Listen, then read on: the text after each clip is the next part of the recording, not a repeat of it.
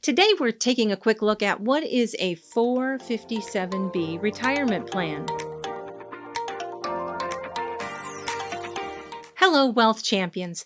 I'm Tony Whaley, a financial planner brought to you by Paladin Advisor Group, where we care about your whole life as it relates to your financial well-being. Today, we're taking a quick look at what is a 457B retirement plan. Let's jump right in.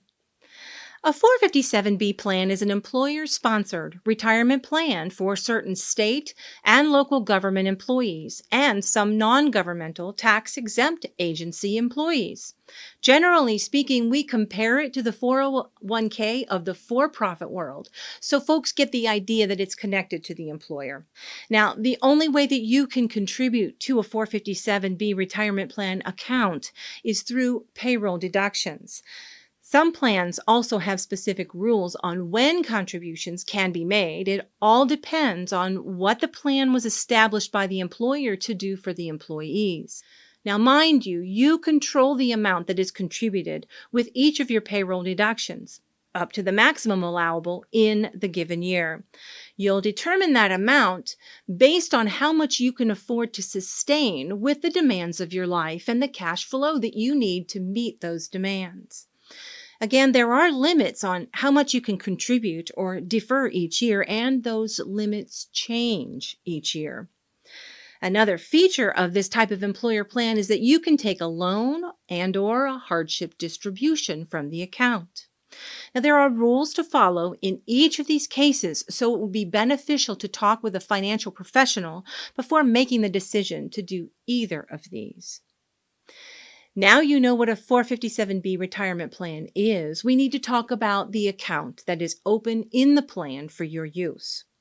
How you invest your contributions is going to be a matter of what plan carriers or vendors are available in your employer's plan. The list of vendors and their offerings should be available to you from the Benefits Office or the Human Resources Office. Approved vendors are selected by your employer. The employer selects the vendors or the carriers based on criteria that's sent out to the marketplace and the responses to the request process. The several types of accounts available could include any of these: an annuity, fixed indexed, or variable, mutual fund account, or some other approved account type that we haven't even mentioned here. Now, we recommend that it's best practice for each participant employed by the plan to study and choose the best account type for them. If you want to learn more about each account type that may be found, you can go to our video on that subject next. Some employers, but not all, offer before tax contributions or traditional 457B and after-tax contributions or Roth 457B versions.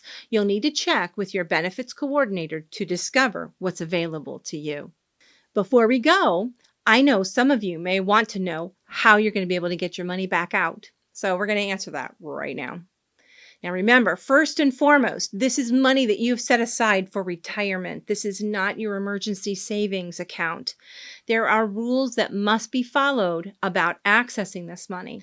In order to avoid penalties and overpaying on taxes, you must be separated from service at any age, 59 and a half, or retired. Please note, this is an option not available with any other type of employer plan. You are able to access your money at any age without penalty, as long as you are separated from that employer. For this reason, many young employees choose 457B when they're not sure if they're going to work continuously for their entire career at this employer. Now, if you move from one employer to another, you can move your money to the new employer plan of that same tax type.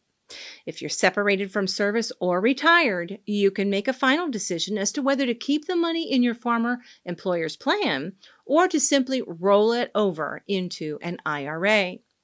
Now, don't do this unless you're sure you don't need to access the funds. Remember, 457B accounts are accessible at any age and separated from service.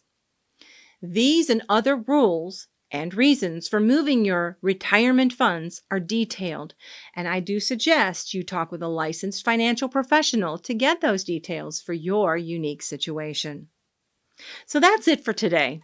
Remember, keep being the champion of your financial life.